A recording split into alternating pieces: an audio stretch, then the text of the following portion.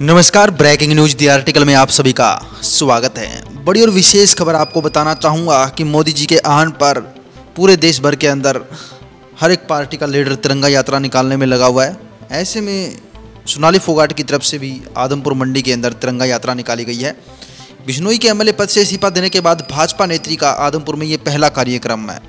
इस कार्यक्रम से पहले जब कुलदीप बिश्नोई भाजपा में शामिल हुए थे, उसके कुछ दिन बाद यहाँ पे उनका ट्वीट आया था। ट्वीट में उन्होंने लिखा था कि जब शेरनी 2 कदम पीछे जाती है तो इसका मतलब ये नहीं होता कि वो डर गई है, इसका मतलब ये है कि वो खूंखार हो गई है और शिकार करने वाली है। डायरेक्टली उन्होंने बिश्नोई का नाम लिए बिना कुलदीप बिश्नोई को भाजपा में शामिल होने के बाद डायरेक्टली धमकी दी है और अपना जनाधार साबित करके बीजेपी पे टिकट का दबाव बना सकती है आदमपुर के अंदर।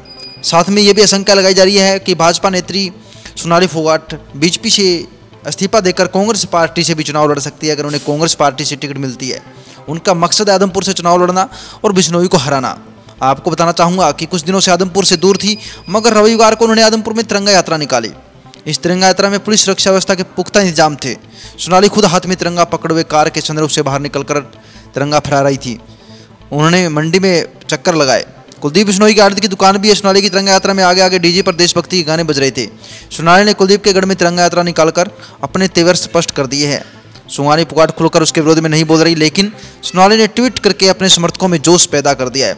साथ में आपको बताना चाहूँगा कि कांग्रेस पार्टी के कदावर नेता और भारत के राज्यसभा सांसद दीपेंद्र सिंह हुड्डा भी भालसमुंद से लेकर बांडाएड़ी तक तिरंगा यात्रा निकाली है और उन्होंने कांग्रेस पार्टी का जनाधार आज दिखाया है। साथ में आपको बताना चाहूँगा कि आदमपुर विधानसभा से अब तक पूर्व सीएम भजनलाल का परिवार ही चुनाव लड़कर जीतता आ रहा है। इस सीट पर अब भजनलाल की तीसरी पीढ़ी चुनावी मैदान में उतरने जा रही है।